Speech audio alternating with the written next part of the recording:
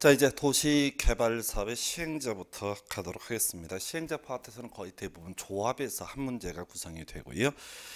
지금 한 14, 15년 사이에 딱 한 번 조합 외의 영역에서 한번 출제가 된 바가 있습니다. 그리고 이 시행자 관련해서는 뒤에서 논의하게 될 수용 방식에 있어서 중요한 쟁점이 되게 됩니다. 그래서 먼저 시행자의 경우에서부터 따지게 되면 수용 방식일 때 시행자, 소위 이제 공공시행자와 제가 민간시행자로 구분을 하게 되는데요. 이 공공시행자의 행정청, 바로 국가 지자체가 있을 것이고요. 그리고 국가에 대응해서 공공기관, 정부 출연기관이 있습니다. 그리고 지자체 대응해서 지방공사라고 하는 것이 있어요. 그래서 이만큼이 공공시행자 이렇게 얘기를 하게 될 것이고요.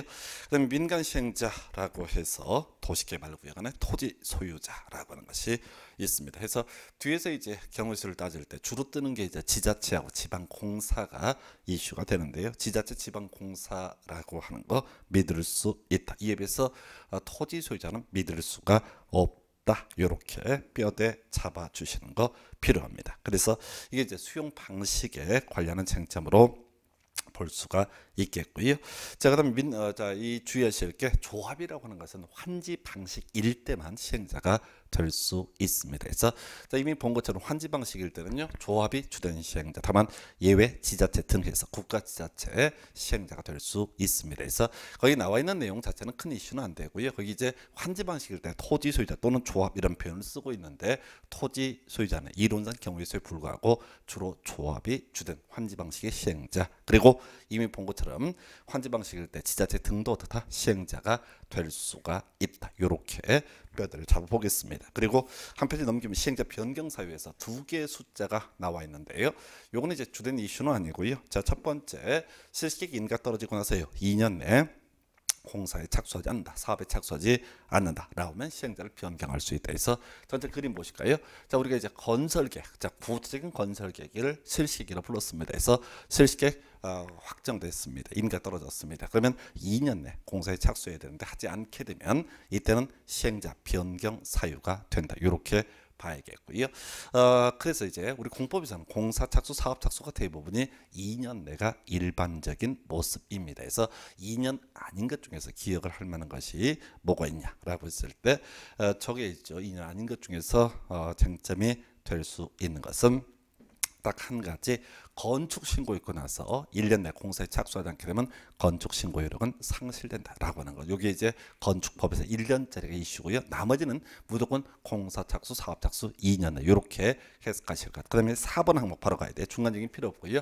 이 4번 항목이라고 하는 게 이렇게 되어 있어요. 토지 소유자 또는 조합의 1년 내 실시계획 인가를 신청하지 아니하는 경우에서 뭐 예외 있는데 일단 기본 1년만 보시면 돼. 그래서 여기서는 이제 무조건 틀리게 구성을 하게 될 텐데 이런 구조죠. 자, 우리 환지 방식일 때 토지 소유자 또는 조합이 시행자로 지정이 되게 됩니다. 자, 그랬을 때 얘들이요, 자, 시행자 지정되고 나서 실시계획 작성해서 인가 신청까지 1년 내 이루어져야 된다. 1년 내 인가 신청까지 이루어져야 된다. 1년 내 실시계획 인가 신청이 이루어지지 않게 되면 이때는 어떻다? 시행자를 변경할 수 있다. 요렇게 얘기를 하게 됩니다. 그래서 요렇게 해서 실시계획 인가 신청이라는 주제까지 봤어요. 그래서 굳이 전체 그림을 보면 시행자 지정되고 나서 실시계획 인가 시작까지 1년 내 이루어지지 않게 되면 시행자를 변경한다. 그 다음에 실시계획 인가 떨어지고 나서 2년 내 공사에 착수하지 않게 되면 시행자 변경 사유가 된다. 그 정도까지만 보시면 좋겠고요. 오른쪽 페이지에 딱 한 번 나왔었죠. 행정심판이라고 하는 거. 지금 우리 도시개발사업의 시행자, 국가, 지자체, 그다음에 공공기관, 정부 출연기관, 뭐 토지 소유자, 지방공사, 뭐 이런 애들이 쭉 있는데 행정청은요, 국가와 지자체 한정이 되는 거죠. 자, 행정심판이라는 거, 행정청이 처분이 돼서 좀 불만 있을 때, 이때 문제가 되는 것이 행정심판이라고 하는 개념이 되겠습니다. 자, 그래서 이 행정심판이라고 하는 거, 직근 상급 행정기관에 대해서 행정심판을 제기하게 될 텐데요. 자, 행정청이 아닌 시행자가 행한 처분에 대해서는 지정한 자에게 행정심판을 제기한다. 이렇게 정립니다. 요거 이제 어디서 공부했냐면 26페이지 가서 보시게 되면 도시군객 시설 사업에 있어서 그런 게 있죠. 바로 행정청이 아닌 시행자, 행정청이 아닌 시행자가 행한 처분에 대해서는 그 당시에는 지정한 자에게 행정심판을 제기한다. 여기서는 여기서는요 지정권자에게 행정심판을 제기한다 해서 자 우리가 행정심판 제기는 두 군데서 나와요. 국토개혁법에서 26페이지에 지정한 자, 그다음에 도시개발법에서는 지정권자에게 행정심판을 제기한다. 이렇게 보셔야겠습니다. 그다음에 이제 비용 부담 관련해서는 뭐 큰 이슈는 되지 않고 그게 19회 때 나왔던 거 하나만 정리를 해볼까요? 바로 지중선로라고 하는 것. 일단 도시개발 사업에 드는 비용은 시행자가 비용을 부담하는 게 원칙입니다. 자 그런데 설치 비용 관련해서 문제가 되는 것이 지중선로, 땅 밑에다 전선을 깔게 되는 것을 지중선로라고 부르게 됩니다. 해서 이 지중선로의 경우는요 원칙적으로 설치 요구한 사람하고 설치 의무자가 각 50대 50의 비율로 그 비용을 부담하게 되어 있습니다. 근데 예외라고 하는 게 문제가 되죠. 바로 환지 방식과 주로 관련이 되겠죠. 토지 소유자 조합 이렇게 환지 방식에 있어서 토지 소유자 또는 조합이 만약에 지중선로 땅 밑으로 전선 깔아달라라고 요청하게 되면 설치 의무자가 그 다음 배제 3분의 1, 설치 요구자가 3분의 1의 비율로 부담한다 해서 원칙은 필요 없고요. 바로 지중선로 예외라고 해서 조합 같은 경우 즉 설치 요구한 사람이 3분의 1, 그 다음에 설치 의무자가 3분의 2라고 해서 요거 하나만 기억을 하시면 좋겠습니다. 그래서 그 외에 27회 때 관련한 문제가 하나 구성이 됐었는데요. 자 앞에서 한번 공부했던 내용들이에요. 다른 건 뭐 필요가 없고요. 꼭 기억하실 만한 주제 중에 하나가 뭐가 있냐면 그게 있어요. 자 행정청끼리 어떤 다툼이 있다라고 했을 때 그 다툼을 중재하는 자가 누구냐 했을 때 행자부 장관 꼭 기억하셔야 됩니다. 그래서 요 주제가 한번 출제가 됐었어요. 요건 이제 국토개혁법에서 한번 다뤄져 왔던 내용을 도시개발법에서 끌고 들어와요. 그래서 제가 예를 들 때 이런 얘기를 들었죠. 경기도지사 남경필 지사고요. 자 성남시장 이재명 시장이 맞짱 뜨게 된다. 그러면 누구한테 신고해야 된다. 행자부 장관에서 이게 왜 문제가 되냐면은 그거예요.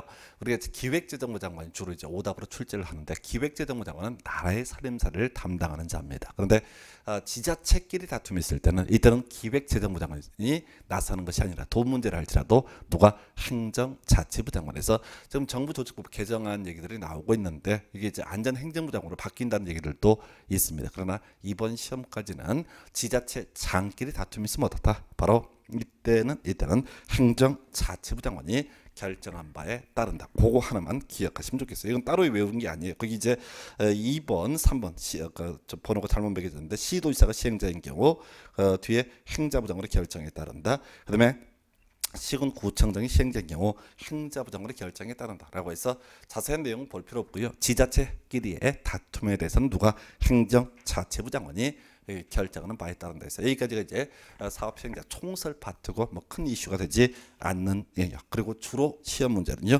그 다음 페이지 조합부터 출제가 이루어지게 됩니다. 그래서 자 도시개발조합의 설립이라고 해서 세 단계 거쳐야 됩니다. 사전 동의라고 하는 거 설립인가 필요하고요. 그 다음에 설립 등기라고 해서 총 세 단계를 거치게 되면 조합은 성립되게 됩니다. 해서 자 먼저 동의 요건 면적 3분의 2 총수 2분의 1 이상의 동의를 받아야 한다 해서 자 요거 할 때 항상 제가 부탁을 드리는 게 숫자는 기본적으로 시험 문제 답이 되지 않는다라고 하는 게 논의 포인트. 이 동의 요건은요 환지 방식일 때 개발 계획에 사전 동의 요건과 동일한 구조로 되어 있습니다. 거의 지문 하나 보실 게 있어요.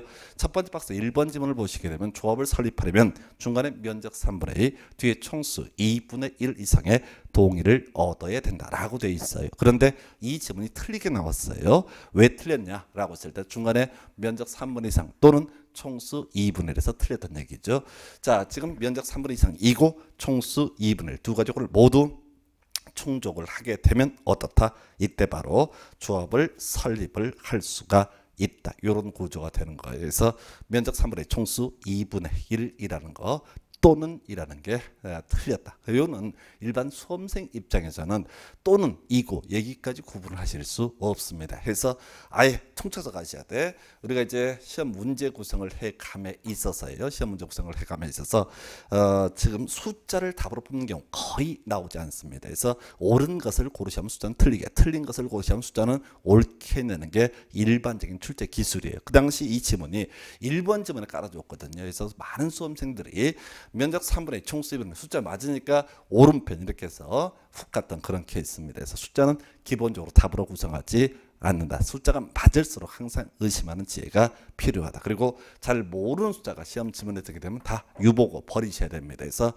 숫자를 답을 뽑고 싶으면 항상 이런 식의 기억, 자 3분의 2, 니은 2분의 1 이렇게 숫자 창은 이런 식의 문제를 구성하지 지문 중에 숫자가 나오면 거의 답이 되지 않는다. 요거 미리 알고 가셔야 됩니다. 그래서 자 하여튼 동의요건 면적 3분의 종수 2분의 1 자 요런 게 있고요. 이 파트에서는 시험 문제 나오는 쟁점은요.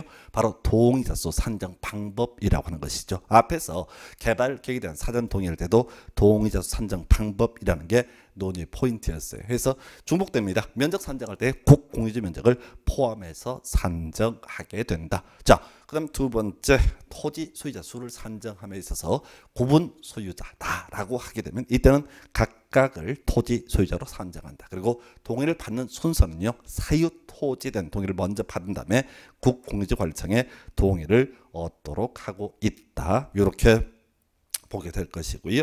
그리고 나서 또 한 시대를 풍부했던 문제. 자, 중간에 동의했다가 동의를 철회하게 되면 그 사람은 역시 어떻다?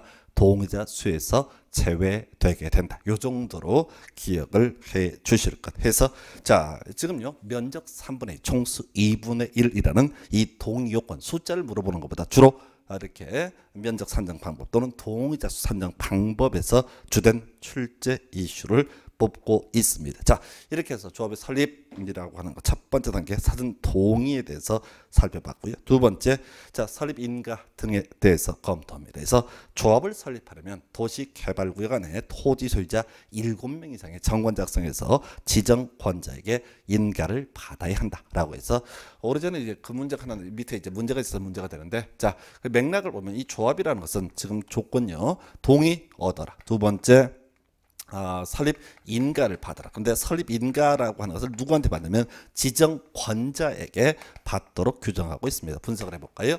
자, 지금요. 도시개발구역 지정권자, 시도지사, 대도시장, 예외 국토교통부 장관 이런 구조로 돼 있단 말이죠. 자, 그랬을 때 이 도시개발구역 지정권자라고 하는 것 원칙 시도지사, 대도시장, 예외 국토부 장관 이렇게 봤는데 문제는 경기도지사가 도시개발구역 지정권자냐라고 물어봤을 때 자, 이건 모르는 거예요. 만약에 경기도지사가 도시개발구역을 지정을 했다. 그러면 그 동네에서는 그 경기도지사를 뭐라고 그런다? 지정권자라고 부르게 됩니다. 자, 국토부 장관이 지정권자냐라고 했을 때 모르는 거죠. 자, 지금 국토부 장관은 지정권자가 될 수가 있는 겁니다. 그래서 예를 들어서 지금 이제 경북에 있는 소규모 시군 단위에서 만약에 거기에 국토부 장관이 도시개발구역을 지정을 했다라고 한다면 그 동네에서는 국토부 장관을 뭐라 부른다? 지정권자라고 부르게 됩니다. 옆 동네에서는요 그냥 국토부 장관을 불러주는 거예요. 뭔 얘기인 거 아니? 지금 도시개발구역을 지정을 하게 되면 그 사람을 뭐라 부르고 지정권자라고 부르게 될 것이고 조합을 설립하려면 지정권자에게 인가를 받아라. 뭔 얘기하냐? 자, 다른 도시개발사업의 시행자와 다르게 조합이라고 하는 것은 먼저 도시개발구역 지정이 있어야만이 바로 시행자가 될 수가 있다. 이런 논리 구조예요. 그래서 그 밑에 문제가 되게 까다로웠어요. 문제를 한번 봐야 되는데요. 자, 도시개발구역 지정을 제한할 수 있는 자가 아닌 것은 해서 그 다음 페이지 가면 지문이 쭉 나와 있어요. 뭐 조합이라든가 수자원공사, 관광공사 뭐 이런 것들, 지방공사 이런 것들 나와 있죠.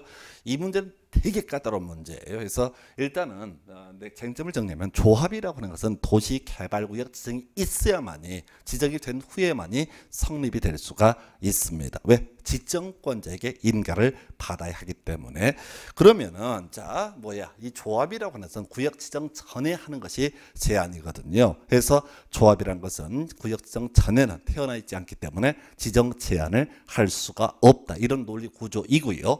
근데 시험 문제를 푸실 때 이런 문제 되게 까다로워요. 수자원공사, 관광공사 이런 게 나오게 되면 사람들이 멘붕에 빠집니다. 그래서 걔들 찍게 돼 있어요. 아니야. 무조건 시험 문제 쟁점 뭐라고요? 우리가 많이 보신 게 뭐야? 그 중에서 지방공사하고 도시개발조합 두 개밖에 없단 말이에요. 그러면 시험 문제 답도 도시개발조합이거나 지방공사이거나 이렇게 찍으셔야 돼. 그래서 설명은 드렸는데 항상 시험 문제를 찍어 가실 때는 어떻게 가자. 연구하는 거 좋지 않습니다. 연구하면 안 되고요. 눈에 많이 익은 거, 자 정확한 법적인 쟁점은 모른다라고 할 때라도 눈에 많이 익은 것을 찍으려고 노력하셔야 돼요. 그래서 좀 어려웠던 주제 봤고요. 그 다음에 이제 주로 출제가 되는 것은 설립인가의 변경이라고 하는 것이죠. 그래서 자, 우리가 인가상을 변경하고자 합니다. 원칙은요, 인가 받아야 돼요. 원칙은 시험에 내지 않습니다. 예외죠. 바로 경면상의 변경. 우리 법에서는 자, 주된 사무소의 소지 변경을 예시하고 있고요. 시험 문제는 항상 주된 사무소의 소지 변경의 경우에 어떻게 하라? 신고해야 된다. 이렇게 법이 되어 있어요. 자, 옆에 지문 보시게 되면 자, 틀리게 구성했죠. 끝머리 보니까 변경 인가를 받아야 한다라고 해서 틀리게 뽑았어요. 자, 앞에서 제가 이런 말씀드렸습니다. 시험 제목 중에 틀린 것을 고르시오라고 하게 되면 꼭 찾아볼 게 없다라는 표현 항상 주의하셔야 돼.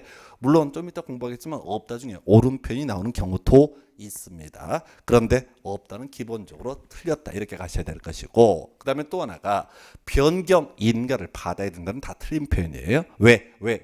우리가 항상 원칙 있고 예외 있단 말이에요. 법정 구조를 보게 되면 이렇게 되어 있어요. 자, 지금 조합에 설립인가 있고 나서 주된 사무소의 소지 변경, 경면상을 변경하고자 한다. 그러면 신고라고 돼 있거든요. 그러면 출제위원들이 문제 구성할 때는 어떻게 내냐면은 이 예외를 원칙에 붙여서 틀리게 구성을 하게 됩니다. 그래서 이때는 어떻다? 바로 신고하면 된다라고 하는 것보다는 항상 틀리게 구성을 해요. 그래서 이게 도시개발법에서 세 군데, 정비법에서 세 군데가 나오거든요. 그래서 자, 이런 구조에 변경 인가를 받아야 된다라고 하는 부분에 있어서 그 예외로서 신고해야 된다라고 하는 것도 나오고요. 또는 이것도 있어요. 변경 인가를 요하지 않는다. 이렇게 법조문이 되어 있는 경우도 있습니다. 좀 이따 실시계 갈 때만 나오게 될 텐데요.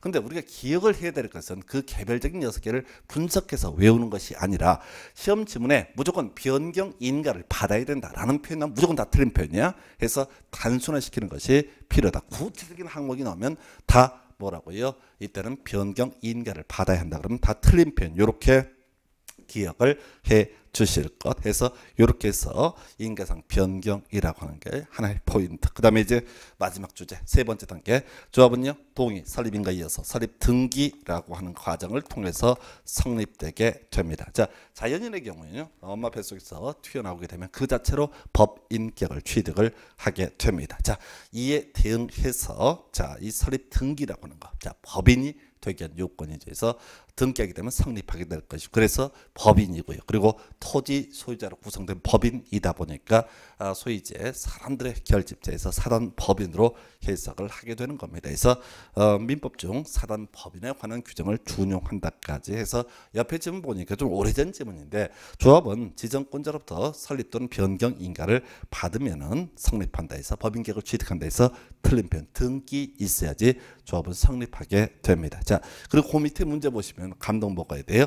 아주 어려운 문제죠. 도시개발법령상 도시개발조합하고요, 정비법령상 정비사업조합에 공통적으로 적용하는 설명 옳은 것을 고르시오. 1번 숫자 나와 있고요. 3번, 4번, 5번 숫자 나와 있습니다. 답은요 2번 설립 등기로 성립하고 법인이다 이렇게 구성한다는 거죠. 그래서 요거를 하나하나 해설을 하게 되면 끝이 없어요. 절대 외울 수도 없고요. 그래서 외울 게 뭐라고요? 숫자는 답이 된다 되지 않는다 되지 않는다 이렇게 무식하게 정리하는 게 훨씬 더 합리적인 공부 방법. 1년에 숫자를 이렇게 괄호에 넣기 문제 제외하고 숫자를 답을 뽑는 케이스가 약 한 문제 정도밖에 불과합니다. 근데 숫자를 다 배제하게 되면 그 한 문제 틀렸다라고 볼 수가 있겠죠. 대신 어떻게 간다고요? 이게 지금 이제 남들 오지선다형 풀 때 삼지선다형 이렇게 풀어가실 수 있는 것이 숫자를 배제하는 지혜 되겠습니다. 그래서 그 정도 기억해 주시고요. 자, 이렇게 조합의 설립에 이어서 조합 1부터 검토를 해보겠습니다. 그래서 조합 1 되게 자격 단순합니다. 도시개발구역 안에 토지 소유자 이렇게 되어 있어요. 도시개발구역 안에 토지 소유자를 얻어다 조합 1으로 보게 된다. 이게 가장 간단한 쟁점이 되겠고요. 자, 이 조합원의 권리 의무라고 해서 자, 평등한 의결권이 있고요. 경비를 납부할 의무. 우리가 조합원의 자격 따질 때 나중에 정비법 가면 토지 등 소유자에서 토지 소유자, 건축물 소유자, 외 지상권자도 포함되는 경우가 있습니다. 자, 그런데 여기서 도시개발법에서 조합원의 자격은 도시개발구역 안에 토지 소유자. 사실은 이것도 그래요. 기승전결 이렇게 이제 갔을 때 항상 시험 문제는 결파트에서 구성을 하거든요. 그래서 큰 그림을 잡게 되면 자, 도시개발구역 안에 토지 소유자라서 조합 1이 됐다라고 한번 전제를 해보겠습니다. 예, 이 사람은요 면적에 관계없이 평등한 의결권을 갖는다 해서 이게 얼핏 보면 틀 이상한 것 같아. 이게 어떻게 이제 해석을 해야 되냐면요 저거랑 똑같은 관점으로 해석을 하시면 됩니다. 뭔고하니 자 그렇게 봐야 되죠.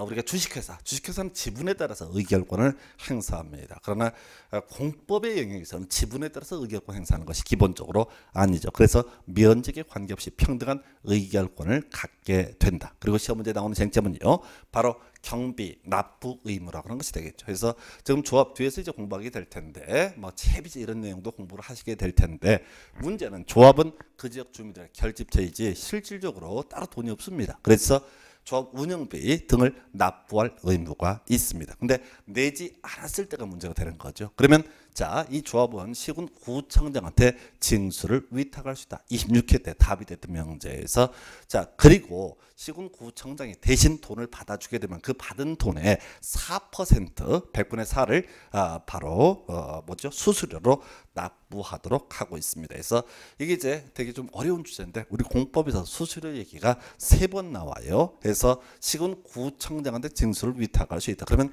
시군구청장은 웬입으로 돈 받아주는 거냐? 그것이 아니라 수수료 4% 받아 먹는다. 그래서 저는 이제 마지막 이 계산 문제 형태로 나왔다는 게 조합이 시군구청장한테 징수를 의뢰해서 50억을 삥을 뜯었다. 그러면 얼마를 먹을? 자, 조합이 시군구청장한테 수수료를 줘야 되냐? 2억 이런 문제가 한번 마지막으로 계산 문제 형태로 구성이 됐었고요. 하여튼 26회 때인가 나왔던 주제 중에 하나가 시군구청장한테 징수를 위탁할 수 있다. 이 주제를 가지고 한번 이제 쟁점이 다뤄진 바가 있습니다. 그래서 그렇게 현재 정리를 해봤고요.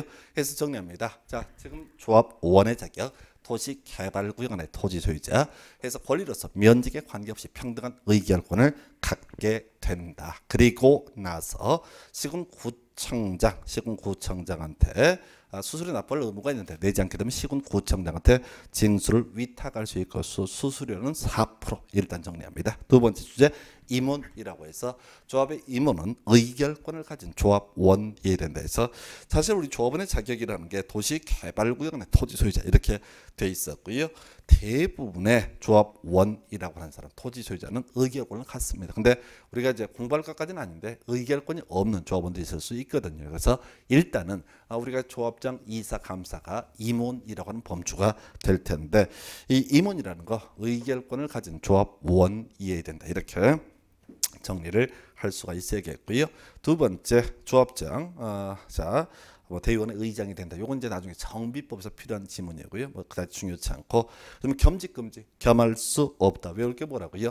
겸할 수 없다. 없다는데 옳은 표현이에요. 제가 앞에서 우리 시험 지문 분석하다 보면 없다는 거의 다 틀린 편이 많은데 외울 거 겸할 수 없다. 겸직은 금지가 되게 된다. 요거 하나 이슈가 되게 됩니다. 그래서 요건 답은 안 뽑아요. 그래서 조합 이사는 조합장을 겸할 수 있다 이런 식으로 이제 구성을 할 수도 있을 텐데 일단은 겸할 수 없다. 없다는데 옳은 표현에서 자 오늘 뒤에서도 없다 중에 옳은 편 하나 공부하시게 될 텐데 웬만하면은 이제 없다 중에 옳은 편 따로 기억을 해 주셔야 되고요. 잘 모를 때는 없다는 틀렸다 이렇게 무식하게 정리하시라. 그 다음에 이제 감사의 대표에서 앞에 보지 마시고요. 우리가 외워야 될 게 뭐라고요? 감사가 조합을 대표한다 라고 이렇게 되어 있습니다. 그래서 감사가 조합을 대표한다. 맨날 이런저런 사연을 깔면서 이사가 조합을 대표한다. 조합장이 조합을 대표한다 등 다 틀렸어요. 그 앞에 경우의 수가 총 4개가 나옵니다. 자, 조합장 이사의 자기를 위한 조합의 계약 소송에 대해서는 감사가 조합을 대표한다라고 되어 있고요. 자, 외울 게 뭐라고요? 감사가 조합을 대표한다. 단순화시켜야 돼요. 감사가 조합을 대표한다. 해서 뒤만 보시는 거예요. 어떤 경우인지 따져 물을 필요가 없어요. 그죠? 감사가 조합을 대표한다. 이렇게 기억을 하시겠고요. 그 다음에 이제 나와 있는 것이 자격 상실 별로 안 중요합니다. 그래서 일정한 결격 사유에 해당이 되게 되면 조합 임원은 바로 그 다음 날부터 임원의 자격을 상실하게 되는데요. 여기까지 구성할 가능성은 낮아요. 나와도 사이드 지문이고 옛날에 지문 중에 그런 게 한번 있었죠. 딴 건 아니고 조합원 이러이러한 경우에 해당되면 그 자격을 상실한다. 그런 거 없어요. 조합원은 땅 팔게 되면 그 조합원의 자격을 상실하게 되겠죠. 그걸 제외하고 따로 바로 임원에는 일정한 결격 사유라는 개념이 있지만은 조합원에게는 결격 사유 뭐니 이런 것들 문제가 되지 않습니다. 근데 여기까지 뭐 다 외울 건 아니고 시험 문제 답을 맞춰야 돼요. 자, 주연 이슈들 의결권을 가진 자만이 임원이 될 수 있다. 의결권을 가진 조합원만이 조합장이 될 수 있고 이사가 될 수 있고 감사가 될 수 있다. 겸할 수 없다. 감사가 조합을 대표한다. 요 정도까지가 임원과 관련한 주연 이슈. 그 다음에 자, 어려운 거고 정말 양이 많은 것 중에 하나가 총회 필수적 의결사항이라고 하는 개념이 되겠습니다. 그래서 어떤 조합의 의사 결정 등을 함에 있어서 반드시 총회 의결을 거쳐야 된다라고 하는 거. 자, 중요한 사항이라는 개념이죠. 사소한 사항은 그냥 대의원에서 의결할 수 있습니다. 그러나 정말 중요한 사항은 반드시 총회 의결을 거쳐야 된다. 이렇게 가야 돼요. 그래서 거기 이제 정관의 변경이 제일 앞에 나와 있네요. 개념 볼게요. 우리가 국가의 헌법이라고 하는 것이 있다면 조합에는 정관이라고 하는 개념이 존재합니다. 그랬어요. 헌법 바꾸려면 전 국민이 나서야 되듯이 자, 정관을 변경할 때는 반드시 전 조합원이 다 나서야 된다. 바로 총회 필수적 의결사항 첫 번째 항목이고요. 두 번째 개발 계획의 수립 변경에서 자, 우리가 이제 개발 계획 어떤 신도시를 건설하겠다 큰 틀의 그림을 얘기하게 될 것이고요. 이 개발 계획 수립할 때 또 변경할 때 모두 총회 의결을 거쳐야 한다라고 이렇게 되어 있습니다. 그래서 이게 이제 논리적으로 말이 안 돼. 어떤 게 문제가 되냐면 개발계획 수립할 때 총회 의결을 거쳐라. 요거는 왜 말이 안 되냐면 자, 우리 조합이라고 하는 것은 도시개발구역 지정한 다음에 태어날 수 있거든요. 그런데 지금 개발계획 수립할 때 총회 의결을 거쳐라. 이런 말도 안 되는 법조문이 들어가 있다고. 근데 수험생 입장에서는 그냥 외우시면 되는 거야.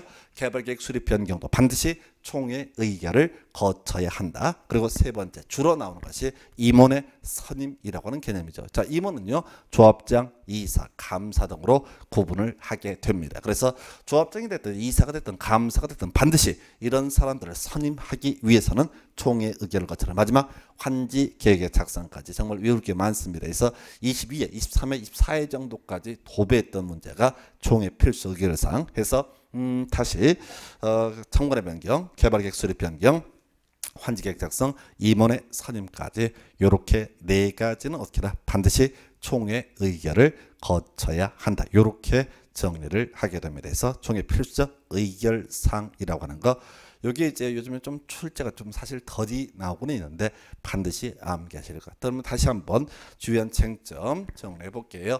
자, 첫 번째 조합원의 자격 도시개발구역 안의 토지 소유자. 두 번째 자, 이 조합원은 면적에 관계없이 평등한 의결권을 갖게 된다. 그리고 경비를 납부할 의무가 있는데 경비를 납부하지 않게 되면요 이때는 어떻게 해라 시군구청장에 다시 이렇게 징수를 위탁할 수 있고 수수료 몇 프로 4%라고 하는 것 이렇게 되어 있습니다. 그 다음에 논의할 것이 그게 나오죠.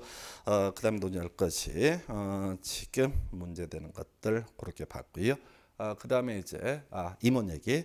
자, 임원 관련해서는 의결권을 가진 조합원이어야 된다. 그리고 겸할 수 없다. 그리고 감사가 조합을 대표한다 등이 있었고요. 제일 어려운 게 바로 총회 필수 의결사항이라고 해서 개발 계획의 수립 변경 그리고 환지계획 작성, 임원의 선임 그리고 정관의 변경 등은 반드시 총회 의결을 거쳐야 된다. 이렇게 봐야겠고요.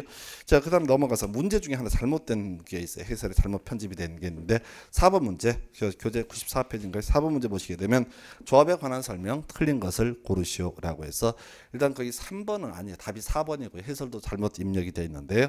4번 보니까요. 답 체크해 드릴게요. 조합 설립 인가를 신청하려면 국공지를 제외한 해당 도시개발구역 면적 3분의 2 총수 2분의 1 이상의 동의를 받아라 해서 자, 면적 3분의 2 총수 2분의 1은 오른편인데요. 국공지 제외가 틀렸죠. 그래서 앞에서 우리가 도시개발구 이저 면적 산정하는 방법 등 논함에 있어서 이렇게 봤었죠. 자, 지금 면적을 산정할 때 국공유지 포함이라고 봐야 할 것이고요. 그리고 나서 또 이제 뭐가 문제가 됐냐면 자, 바로 구분 소유 관계 관련해서 자, 구분 소유자는 각각을 토지 소유자로 계산한다. 그다음에 또 하나 문제됐던 것이 동의에다 처리하면 그 사람은 동의자수에서 제외한다. 이런 게 나왔었거든요. 그래서 그 4번 문제는 답이 4번이 되고요. 해설도 국공유지 제외 요게 틀렸다 해서 편집이 잘못되어 있는 그런 문제가 되겠습니다. 그래서 요거 하나만 체크해 드렸고요. 바로 이어서 교재 97페이지인가요? 실시계획이라는 주제 살펴보도록 하겠습니다. 실시계획은요, 약 5년 동안 두 문제가 구성이 됐나 해서 많은 출제가 이루어지는 않는데 우리 수험생 입장에서 외울 건 딱 3개 명제, 최대 3개만 기억을 하시면 됩니다. 그래서 자, 전체 그림 보실까요? 우리 앞에서 한번 공부했었어요. 어떤 얘기를 했었냐면, 자, 지금 시행자가 지정되고 나서 1년 내 실시계획 인가시장 환지 방식을 때 하지 않게 되면 시행자 변경한다라는 개념. 그리고 실시계획 인가 떨어지고 나서 2년 내 공사에 착수하지 않게 되면은 역시 시행자를 변경하게 된다. 이런 것들 공부를 했던 바가 있습니다. 그래서 이렇게 이제 뼈대를 잡아주신 상태에서 검토할 것 바로 실시계획의 작성부터 가도록 하겠습니다. 전체 그림 보시게 되면 앞에서 이제 개발계획이라고 하는 개념이 있었고요. 그 다음에 실시계획이 있습니다. 개발계획은 어떤 신도시 건설하겠다 큰 틀의 그림을 얘기하게 될 것이고요. 그리고 실시계획이라고 하는 것은 좀 구체적인 계획을 의미하게 됩니다. 그래서 자, 실시계획, 개발계획에 맞게 작성이 돼야 되고 지구 단위 계획이 포함되어야 한다. 이렇게 되어 있어요. 그래서 자, 지금 별계획은 아니고 실시계획은 뭐를 개발계획을 구체화시킨 계획이다. 그리고 구체적인 계획이다 라고 하는 부분에서 지구 단위 계획이 포함되어야 된다 해서 뭐 얘는 나와도 답이 아니죠. 해서 요건 이렇게 가십시다. 우리가 지구 단위 계획이 뭐냐라고 했을 때 앞에서 지구 단위 계획에 반드시 포함되어야 될 사항 기건이라고 하는 게 있었죠. 그래서 기반 시설의 배치와 규모 그리고 세트 바로 건필, 용적률, 용도제, 높이 최고한도, 최저한도 이런 것들이 지구 단위 계획의 필수적 포함사항 이렇게 맞았단 말이에요. 그래서 자, 이 지구 단위 계획이 실시계획이 들어간다라고 하는 얘기는 이것은 아주 구체적인 계획이다. 이렇게 해석해 볼 수 있겠고요. 거기에서 이제 두 번째 항목 포함 내용에 뭐가 있냐면 자, 얘 앞에 첨부라는 단어 있고요. 그 밑에 관련 인허가 서류에 제출해서 제출이라고 하는 것이 나와 있어요. 그래서 자, 시험 지문에 자, 첨부한다 혹은 제출한다 이런 거 뜨게 되면 무조건 다 오른표. 자, 답도 안 됩니다. 그냥 흔들어 주는 지문이야. 뭐를 첨부를 하는지 뭐를 제출하는지 디테일한 내용 외울 수 없어요. 그래서 첨부 제출 무조건 오른편 단순하게 가실 것 첨부 제출은 무조건 오른편. 그래서 이런 것들이 소위 절차에 관련된 지문인데 우리 수험생들이 절차에 관련된 내용을 다 소화를 할 수 없어요. 자, 그러다 치고 자, 이제 실시계획 작성했으면 확정짓는 걸 이걸 실시계획의 인가라고 부르게 됩니다. 실시계획 인가라고 부르게 될 것이고요. 이는 이 실시계획 인가 라고 하는 이 개념 관련해서 일단은 지정권자를 모셔야 돼. 자, 볼까요? 이 실시계획은 뭐에 적합해라? 개발계획에 적합하게 수립을 해라. 부합되게 수립해라 라고 되어 있거든요.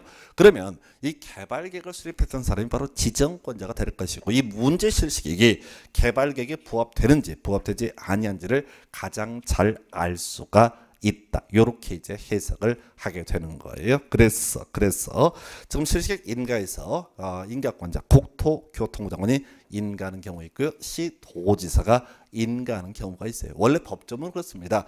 국토교통부 장관이 지정권자가 실시계획 작성 인가함에 있어서 국토교통부 장관 지정권자의 경우에는 시도지사, 대도시시장의 의견을 들어야 되고 시도지사가 실시계획을 작성 인가하는 경우에 있어서는 시군구청장의 의견을 들어야 한다. 이게 원래 하나의 법조문이에요. 근데 우리 시험 지문은 그 다음 페이지 나와 있는 거 지정권자가 실시계획 작성 인가함에 있어서 시도지사가 지정권자이면 시군구청장의 의견을 미리 들어야 한다. 이 문제를 갖고 더럽게 많이 구성을 해요. 그래서 지금 국토부 장관은 시도지사 등의 의견을 듣고요. 바로 시도지사인 지정권자는 시군구청장의 의견을 들어야 한다. 요거 질문할 때 틀리게 내죠. 어떻게? 시도지사인 지정권자 국토교통부 장관과 협의된다. 이런 식으로 장난을 치게 되거든요. 그래서 단순화시켜야 돼요. 시도지사인 지정권자 시군구청장의 의견을 들어야 한다라고 하는 것이 하나의 포인트가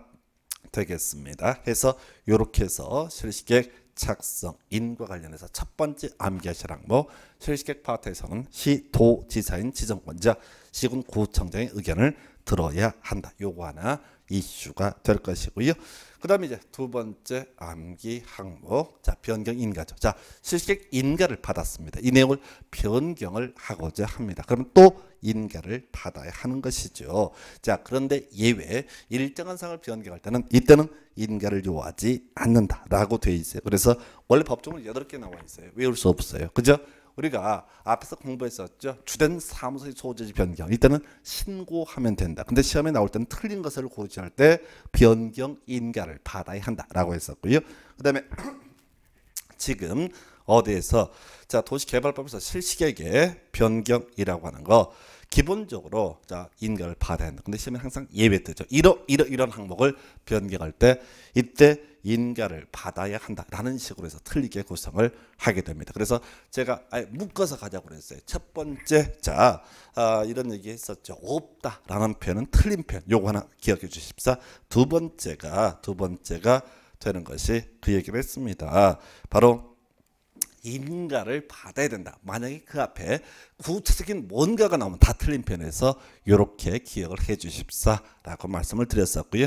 마지막 쟁점 실시객 고시가 있으면요 도시군관리계 결정고시가 있는 것으로 본다 해서 요즘은 거의 내지 않는 주제인데요.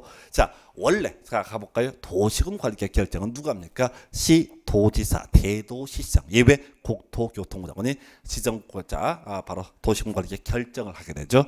그런데 실시객 인가하는 사람이 누굽니까? 바로 원칙은 시도지사 대도시장 예외 국토교통부장관. 그래서 따로 이 실시객 고시 있게 되면요 관리객 입안 결정할 필요가 없이 그냥 관리객 결정고시가 있는 것으로 본다. 이렇게 가는 거예요. 그럼 외울 게 세 가지예요.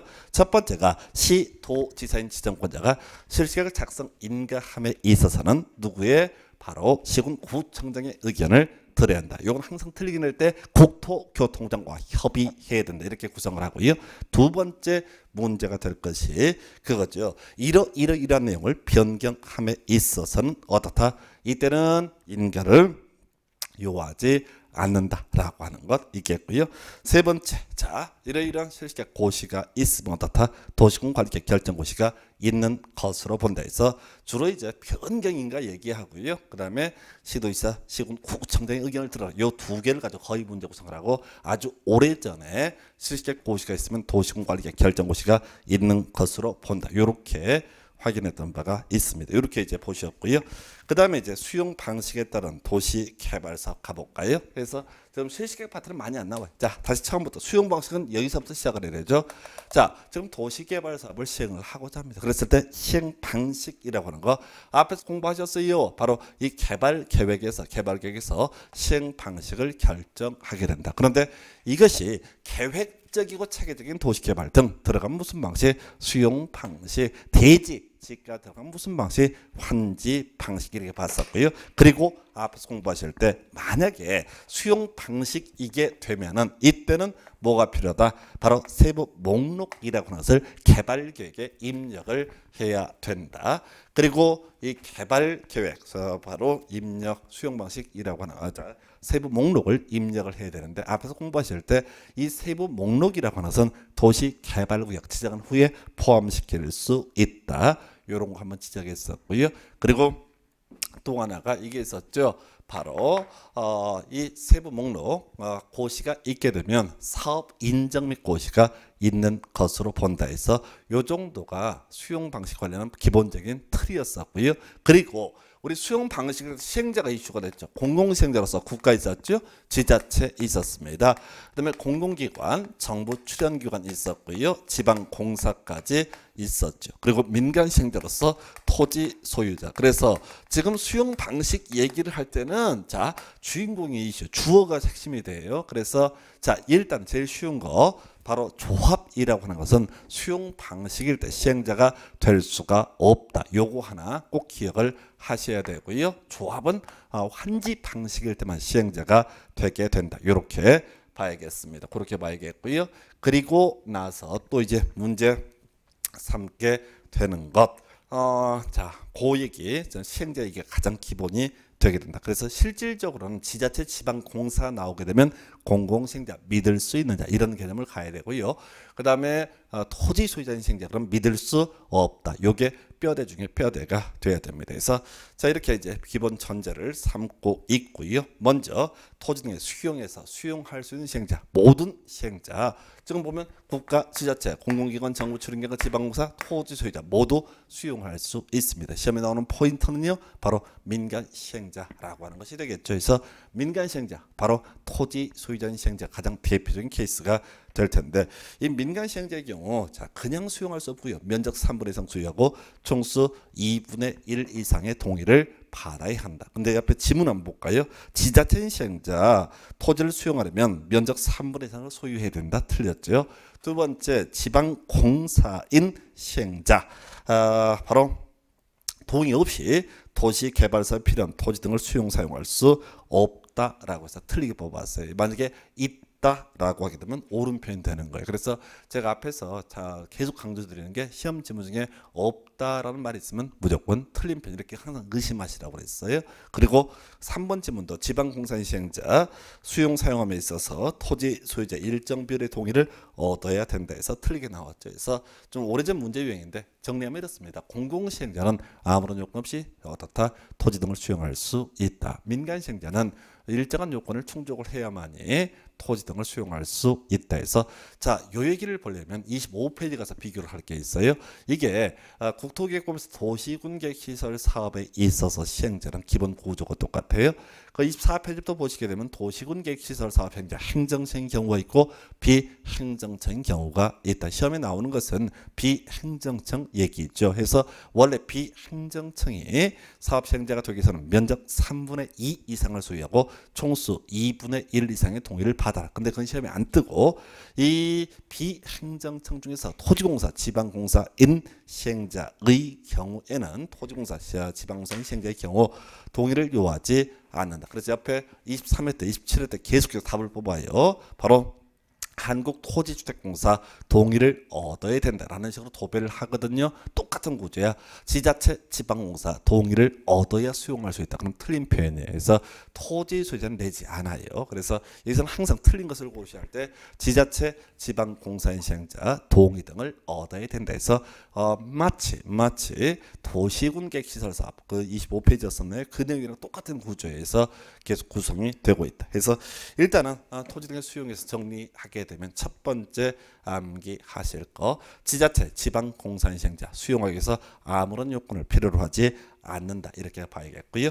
이에 비해서 자 토지 소유자는 일정한 요건 갖춰라. 근데 토지 소유자는 시험에 안 뜨고 항상 시험 지문은 지자체, 지방공사 일정한 동의 등을 얻어야 된다. 틀리게 뽑습니다. 그리고 이미 공부했던 거 바로 수용 가능식이 사업 인정 및 고시가 있는 것으로 본다라는 표현은 뭐가 바로 세무 고시가 있으면 어떻다 옳은 표현 이렇게 가기로 했었습니다. 그래서 지금 다시 한번 정리하면 우리 수용 관련해서 국토기획법에서는 실시계획에 고시가 있게 되면 어떻다 사업 인정 및 고시가 있는 것으로 본다 이렇게 봤었고요. 자 그다음에 도시개발법에서는 세무 고시가 있으면 어떻다 사업 인정 및 고시가 있는 것으로 본다. 상당히 이제 이 파트가 어려운 내용 중에 하나가 되겠습니다. 다시 한번 이것만 정리해 볼게요. 수용 방식이라고 하게 되면 개발계획에다가 세부 목록을 입력을 해야 된다.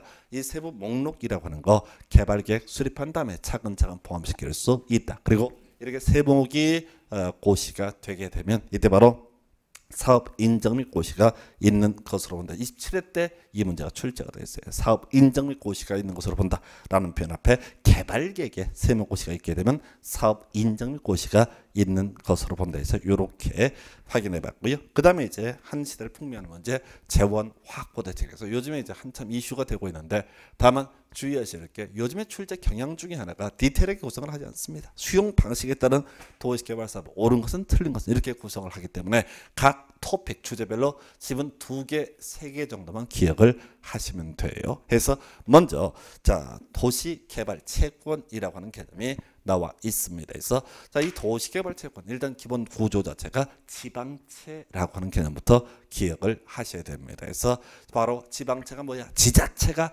돈을 꾸게 되고 지자체가 빚을 지게 되는 것을 지방채라고 부르게 됩니다. 그래서 일단 발행자 시도지사 또는 지자체장 도시 개발 사업 또는 도시군계 시설 사업에 필요한 자금 조달하기 위해서 도시개발 채권 발행할 수 있다. 이런 명제가 나와 있어요. 그래서 일단은 그 제일 매입 의무자까지 가서 볼까요? 토지 형질 변경 허가를 받은 자, 이렇게 원칙적으로 도시개발 채권을 매입해라 라고 되어 있습니다. 그래서 이 논리 구조를 잘 잡으셔야 돼. 지금요 지자체장, 시, 도, 지사가요 도시개발 사업 하려면 수용 방식을 돈 많이 들어가거든요. 그래서 그 재원을 확보하기 위해서 돈을 꿀 수 있다. 또는 도로학교 공원을 만드는 사업, 도시군계 시설 사업을 위해서 재원이 필요하면 돈을 꿀 수가 있다. 누구한테 돈 꾼다고요? 토지 형질 변경 허가를 받은 자, 좋은 일이 생긴 분입니다. 우리 국토계획법에서 개발 행위라는 게 건축물의 건축, 공작물의 설치, 토지 형질 변경, 토석 채취, 토지 분할, 물건을 쌓는 행위 등 있었거든요.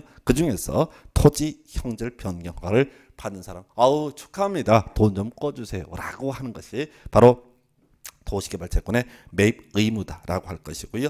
자, 이 파트에서 시험 문제 답이 되는 주제, 가장 중요한 이슈는요, 바로 이 도시개발 채권을 발행하기 위해서는 행정자치부 장관의 승인을 받아야 한다라는 게 핵심이에요. 자, 이게 앞에서도 계속 얘기를 했는데, 자, 우리가 앞에서 그런 얘기했습니다. 지자체장끼리 뭐 이런저런 돈 문제 때문에 개싸움하고 있다. 그러면 누구한테? 행정자치부 장관에게 조정, 그 사람이 결정하는 바에 따른다. 이런 것들을 앞에서 비용 부담할 때 한번 지적을 했던 바가 있습니다. 거의 동일한 논리 구조로 보는 거예요. 그래서 이 도시개발 채권이라고 하는 거, 지자체장이 돈을 꾸는 겁니다. 그래서 어떻게 한다고요? 바로 행자부 장관의 승인을 얻어야 된다. 이유를 정하면서 조례로 정하게 되는데 결국은 행자부 장관의 승인을 받아야 된다라고 하는 것이 논의 포인트. 항상 문제 구성을 제일 쉬운 것이 기획재정부 장관의 승인을 받아야 한다. 아주 그럴싸해 보이거든. 나라 살림하면서는 기획재정부 장관이니까. 근데 정확히 구분하실 게 지자체 장관의 어떤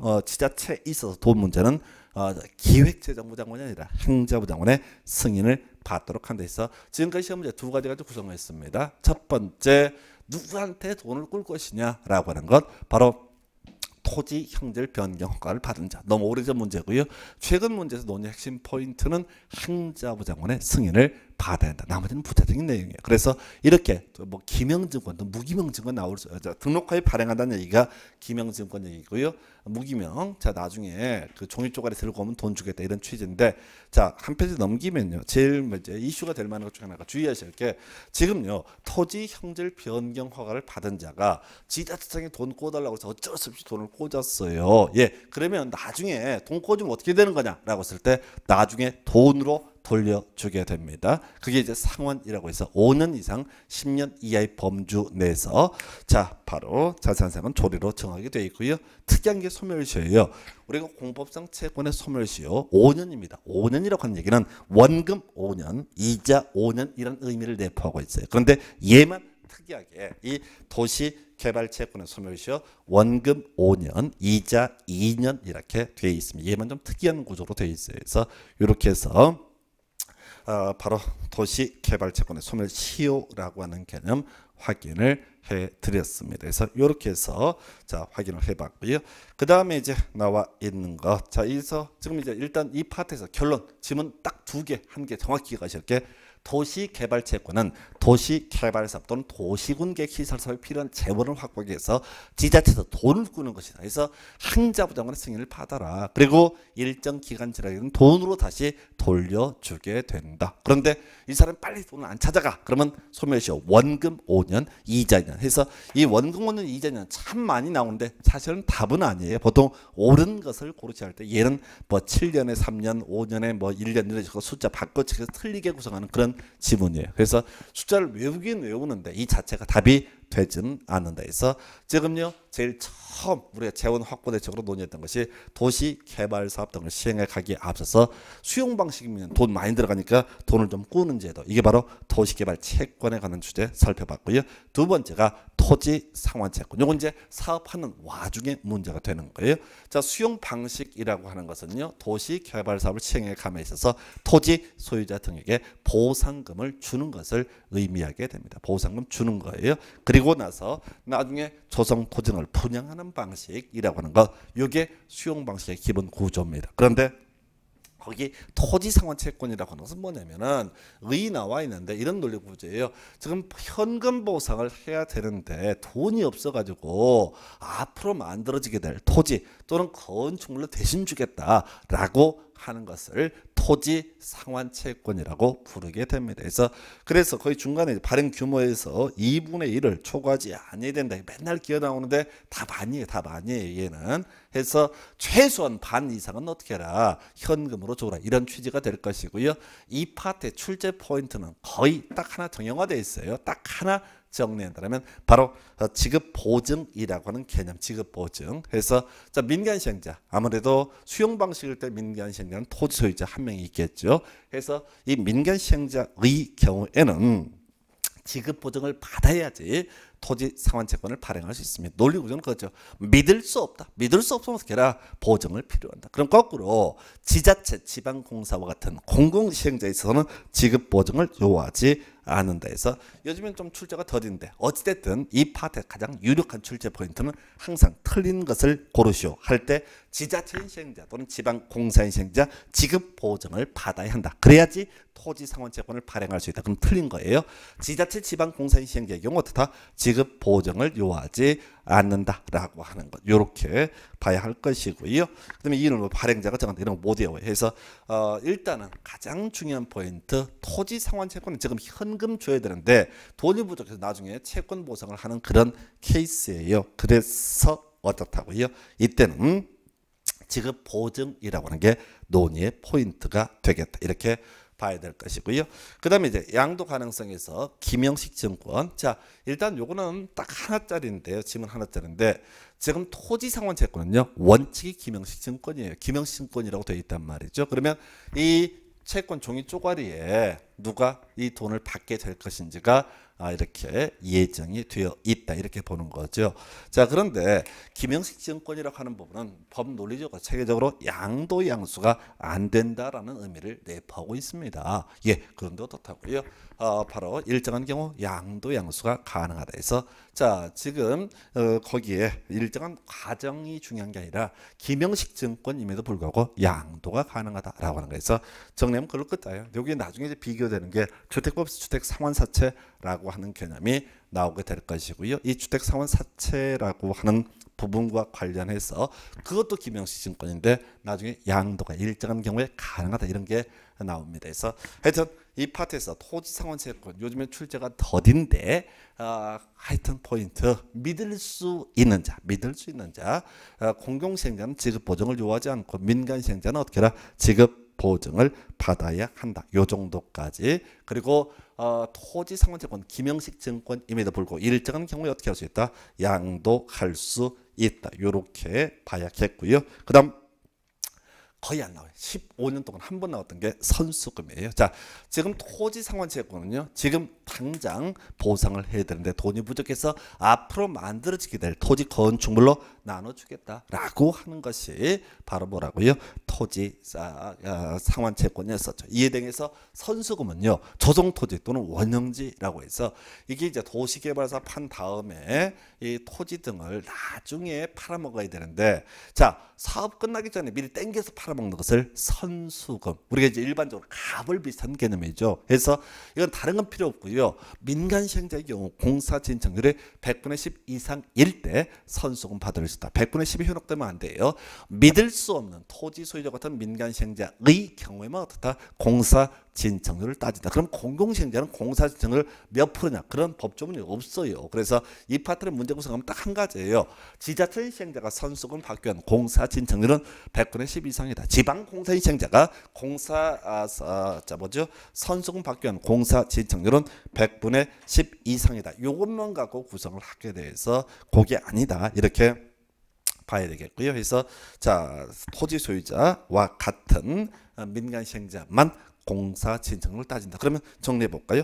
지금 재원 확보 대책의 첫 번째 포인트 도시개발채권 지자체장 바로 시도지사가 도시개발채권 발행을 할 수가 있었고요. 자, 여기서 논의의 쟁점이라고 했던 거 행정자치부동안의 승인을 받아야 한다. 요거 하나. 그리고 토지형별 변경 허가를 받은 자에게 돈을 꾸는 것이다. 이게 도시개발채권의 전부. 자, 그다음에 토지상환채권 2분의 1 초과해서는 안 된다. 이런 것들이 시험 지문에 뜨는데 2분의 1, 3분의 1 숫자 옳게 나오든 틀리게 나오든 답을 뽑는 지문이 아니고요. 그리고 이 토지상원 채권에서 민간 시행자의 경우, 즉 토지 소유권 시행자는 지급 보증을 받아. 이때 제일 더러웠던 지문이 도시개발조합인 시행자가 토지상원 채권을 발행하고자 할 때 지급 보증을 받아라. 이게 제일 짜증나는 문제야. 도시개발조합 민간입니다. 그러나 수용 방식에 있어서는 조합은 시행자가 될 수가 없죠. 그리고 하나 더. 자, 이 지금 토지상원 채권 같은 경우에는요, 기명시권인데 일정한 경우 양도 양수가 가능하다. 이렇게 봐야겠고, 선수금 관련해서 민간 시행자가 어떻다? 공사 진척률 100분의 10 이상이다. 이렇게 정리를 하게 됩니다. 그래서 이렇게 해서 선수금까지 정리를 해봤고요.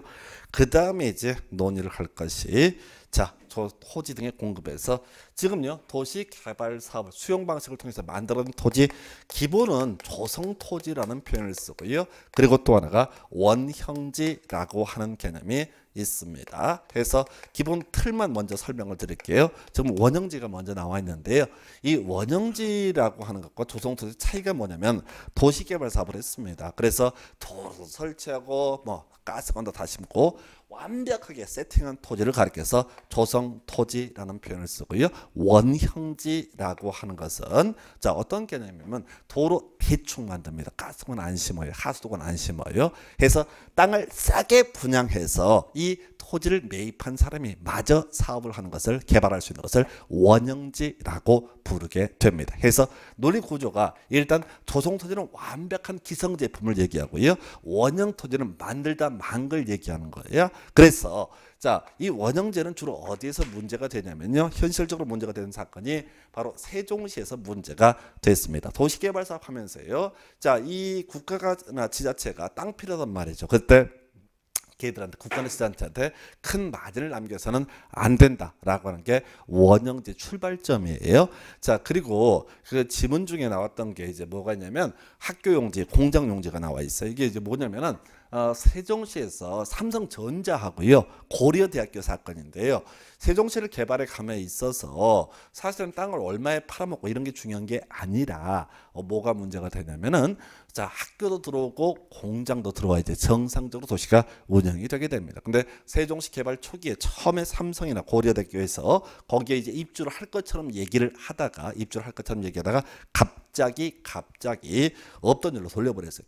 경기가 안 좋아지니까 토지를 분양받지 않겠다. 그런데 어떻게든 팔아야 돼서, 그래서 우리 법에서 원형지라고 하는 개념을 만들어서 논리구조가 이런 식이야. 평당 100만 원의 수용을 합니다. 그래서 조성토지는 한 600, 700을 받아먹는 게 조성토지 기본 구조이고, 원형지는 한 250 정도의 분양을 했던 것이 바로 원형지의 개념이에요. 그래서 원형지라고 하는 것은 이거저거 다 떠나서 겁나 싸게 분양을 하는 것이다 라는 뉘앙스가 필요해요. 그래서 지금 이제 관련한 쟁점 보면 원형지 개발제, 국가 지자체 나와 있고, 학교용지, 공장용지를 개발하고자 하는 자도 나옵니다. 그래서 일반적으로 원형지 개발자는 주로 뭐가 되냐면 바로 학교, 국가와 지자체가 핵심이 되는 거예요. 그런데 세종시 사건 때문에 바로 학교 부지를 매입하는 학교 법인이라든가 혹은 공장 부지를 매입하는 뭐 삼성 같은 회사들도 포함이 됩니다. 그래서 이 개발자의 선정이라고 그래서 이건 뭐 어렵지 않죠. 그래서 국가 지자체 같은 경우 기본적으로 수의 계약의 방법을 합니다. 그래서 원칙은 수의 계약이고요. 문제는 학교용지하고요, 그다음에 공장 부지 될 텐데 이건 몰라도 사실 되는 사안인데, 이런 논리죠. 사실은 원형지라고 하는 것은 지금 수의계약으로 가야 됩니다. 자, 특수한 사람에게 분양을 하는 거니까.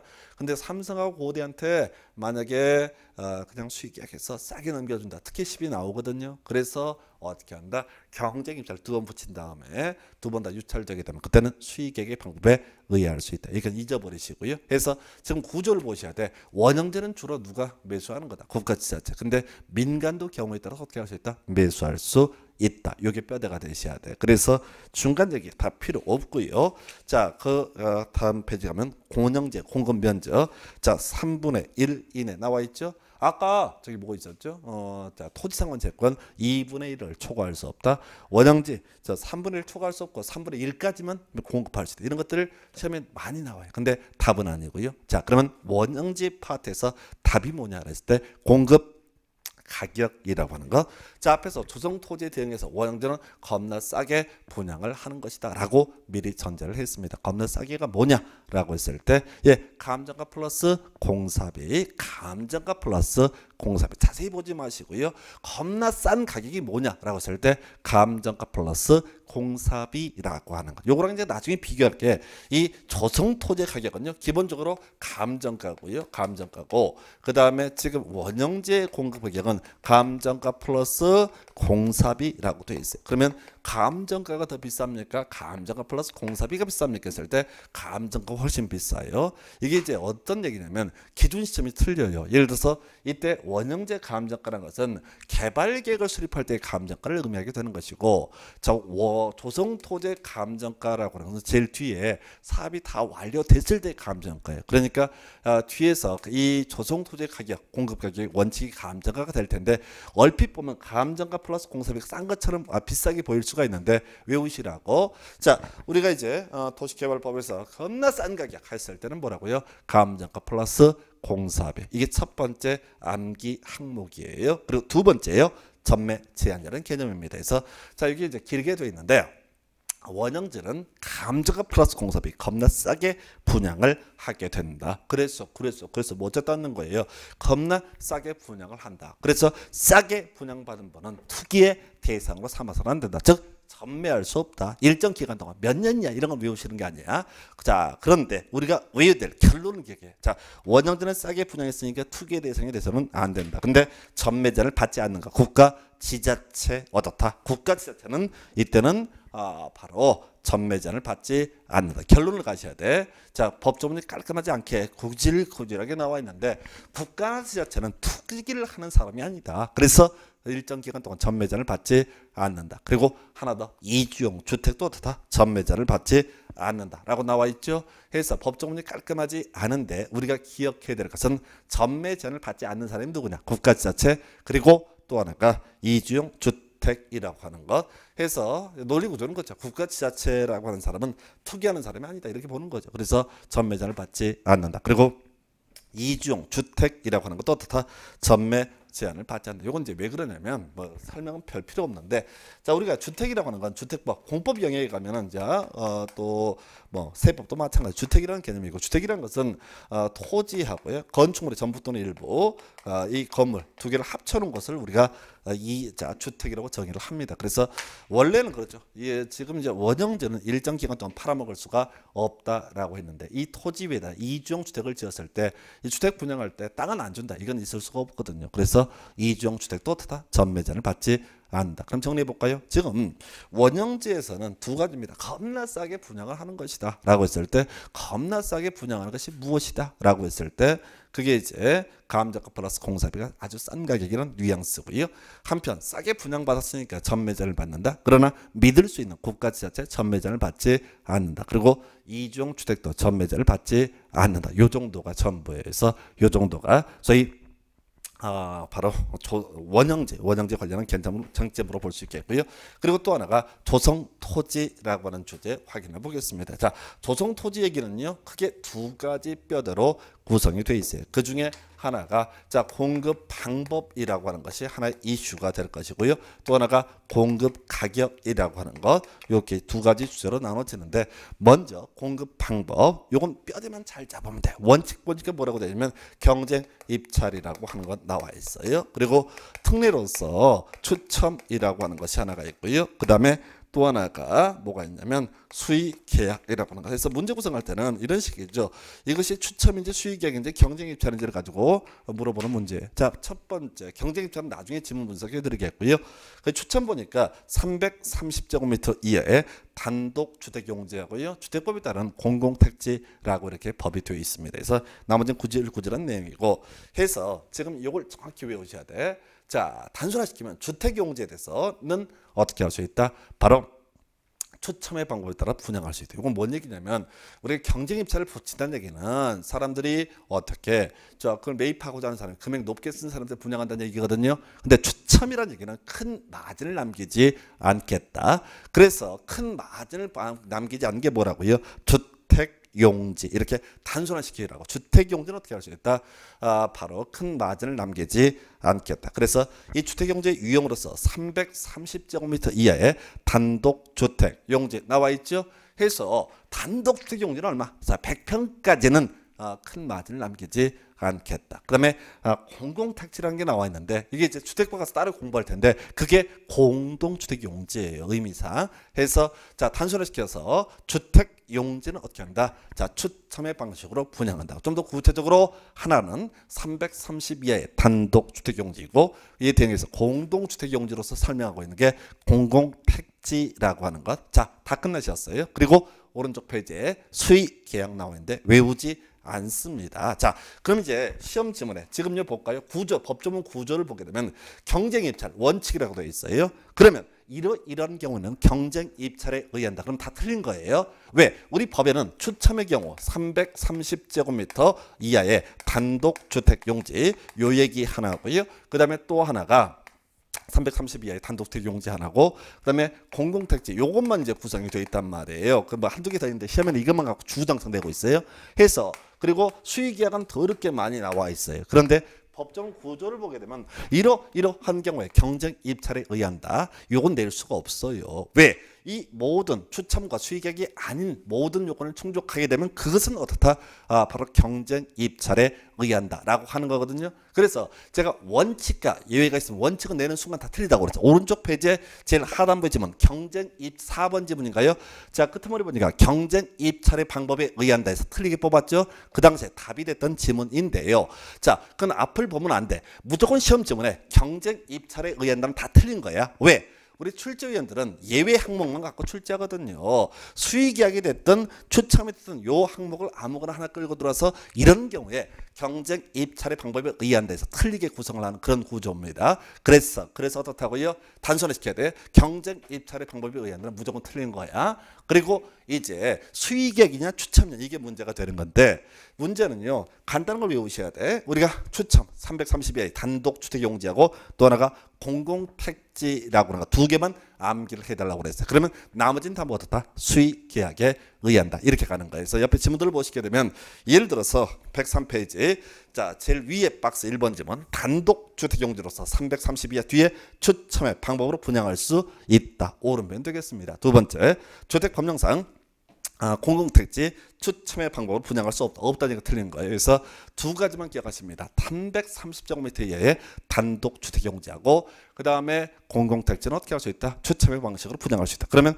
그 두 번째 박스에 뒤에 수의계약의 방법에 의할 수 있다. 오른편 수의계약의 방법을 할 수 없다. 틀린 편 수의계약의 방법을 할 수 없다. 틀린 편 이렇게 구성이 되어 있단 말이에요. 그러면 뭔 얘기인 거 아니? 앞에 수의계약의 방법을 할 수 있다라는 표현이 있으면 그 앞에 뭐만 없으면 돼요. 330 이하의 단독주택용지라든가 또는 공공택지만 없으면 어떻다? 오른편 이렇게 단순화시키셔야 돼. 해서 수의계약을 외우는 게 아니라 개수가 8개인가요? 9개인가요? 더럽게 많아요. 이걸 하나하나 다 외울 수 있는 것이 아니라 우리가 기억해야 될 것은 330 이하의 단독주택용지가 아니면 그때는 뭐가 된다?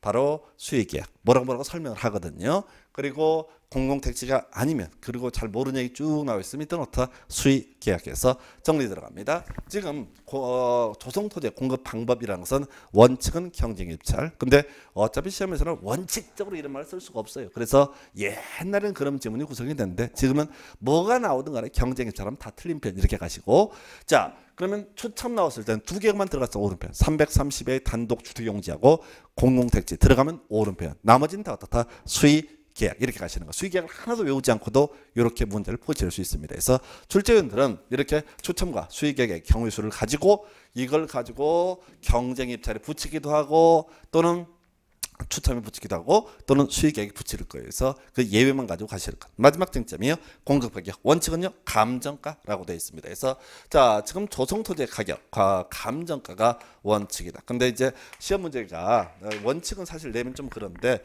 내기가 좀 그래서 그 당시에 어떻게 분석을 했었냐면 감정평가 및 감정평가세에 관한 법률 규정에 따른 감정가라고 하는 것을 가지고 예시를 했었고요. 그리고 나서 감정가가 있게 될 것이고 그리고 나서 예외라고 해서 감정가 이하가 나와 있어요. 그래서 사실은요. 뭐가 뜨든 간에 다 감정가 이하야. 우리 법조문은 감정가란 말은 예시를 안 하고 이게 원칙이거든. 그러면 법조문에 뭐가 있다고요? 감정가 이하 해서 종류가 쭉 나와 있다고. 학교, 폐기물 처리시설, 공공청사, 임대주택, 뭐죠? 종합의료시설, 그리고 버스 정장 쭉 나와 있죠. 그러면 무엇이 됐든 간에 다 뭐가 된다? 다 감정가 이하 이렇게 가시는 거예요. 왜? 우리 법조문은 감정가에 대한 설명을 안 하고 있거든요. 그러면 자, 뼈대만 잡는 거야. 그래서 조성토지 공급 방법은 원칙은 감정가, 그리고 일정한 경우에는 다 바로 감정가 이하로 분양할 수 있다. 논리 구조가 뭐냐면은 감정가 이하라고 하는 것은 뭐라고요? 감정가 이하라고 하는 것은 사회적으로 좀 필요한 시설, 설치를 좀 장려해야 될 시설, 이런 뉘앙스를 가지고 있다고요. 학교, 폐기물 처리시설, 공공청사, 임대주택, 바로 종합의료시설, 시장, 자동차 정류장, 그리고 무료의 사회복지시설 등이 나오게 됩니다. 그래서 지난번 시험에서 무료의 사회복지시설, 유료의 사회복지를 이렇게 말장난했던 적이 있었는데 그건 변론이고, 지문 중에 그 옆에 1번 지문처럼 그냥 감정가 이하로 공급할 수 있다 그러면 다 옳은편 되는 거예요. 솔직히 얘기하면. 그래서 극단적으로 그 무료의 사회복지시설과 유료의 사회복지시설을 따져 물었던 문제는 있지만은 구조 보셔야 돼. 다시 이거랑 똑같죠. 우리 경쟁자는 다 틀렸다. 그 다음에 두 번째, 이러한 경우 추첨하면 330 이하의 단독주택 용지이거나 공공택지면 오른편, 나머지는 어떻다? 수익이야. 이렇게 가셔야겠고, 그 다음에 이제 원칙은 감정가라고 되어 있고요. 일정한 경우 감정가 이하라고 되어 있습니다. 그러면 실질적으로는 지난번에 한번 무료의 사회복지설이 나왔지만 뭐가 안 나오든 간에 다 뭐가 된다? 구체적인 항목이 나면 다 감정가 이하 이렇게 가는 거예요. 그래서 문제 구성할 때 빠는 거예요. 학교 시설을 설치해서는 감정가로 공급해야 된다. 그럼 틀린 거라고요. 무조건 다 뭐라? 예외. 감정가 이하로 공급할 수 있다. 여기까지 보셨고요. 잠시 쉬었다가 환지 방식부터 이어서 가도록 하겠습니다.